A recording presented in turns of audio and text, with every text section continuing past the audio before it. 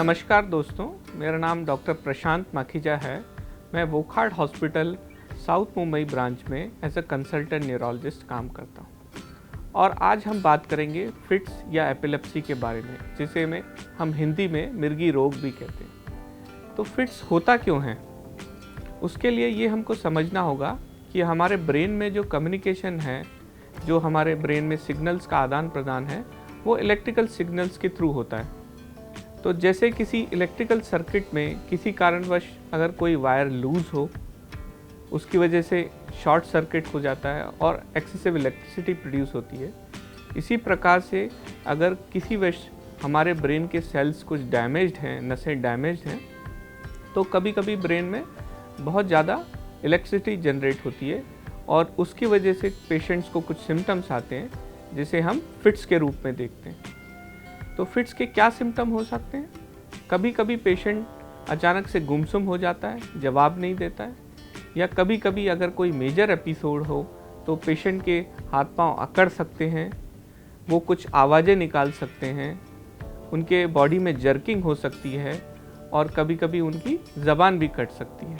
तो मैं आपको ये भी बताना चाहता हूँ कि किसी व्यक्ति को अगर फिट हो रहा है, इसका मतलब ये नहीं कि उनको मिर्गी रोग भी है। एक बार फिट होने के कई कारण हो सकते हैं जो कि ईजिली ट्रीटेबल होते हैं, जैसे कि हमारे बॉडी में ग्लूकोज की कमी हो जाना, जिसे हम हाइपोग्लाइसीमिया कहते हैं, या हमारे शरीर में नमक की कमी हो जाना, जैसे कि हाइपोनेट्रीमिया, या कभी कभी कुछ टॉक्सिक सब्सटेंस के सेवन से भी हमको फिट्स आ सकते हैं, जैसे कि अल्कोहल कंजम्पशन से। तो ये कारण ठीक होने के बाद पेशेंट को शायद मिर्गी की दवाइयों की ज़रूरत नहीं पड़ती। हाँ, अगर किसी व्यक्ति को बार बार फिट आते हैं तो इनको मिर्गी रोग हो सकता है। तो 10 में से एक व्यक्ति को लाइफ में फिट होने की संभावना होती है, लेकिन सिर्फ 26 में से एक व्यक्ति को मिर्गी रोग होता है। तो अगर हम आस पड़ोस में किसी व्यक्ति को देखते हैं कि उनको फिट आ रहा है, तो हमें क्या करना चाहिए, खास करके जब मेजर एपिसोड हो। तो अगर किसी व्यक्ति को मेजर कन्वर्जन या फिट आता है, तो ज़्यादातर पेशेंट को मुंह में थूक इकट्ठा होता है और ये चांस रहता है कि वो उनकी सांस की नली में चला जाए।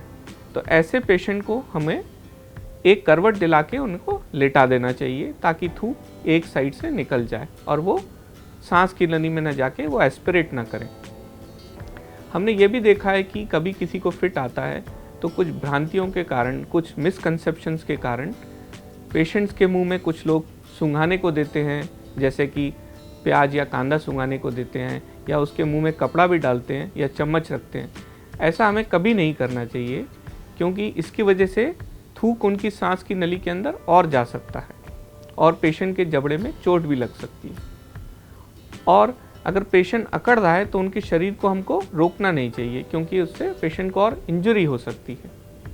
ज़्यादातर फिट 2 से 3 मिनट में अपने आप शांत हो जाते हैं। उसके बाद पेशेंट या तो नींद में चला जाता है या थोड़ा थकानवश रहता है।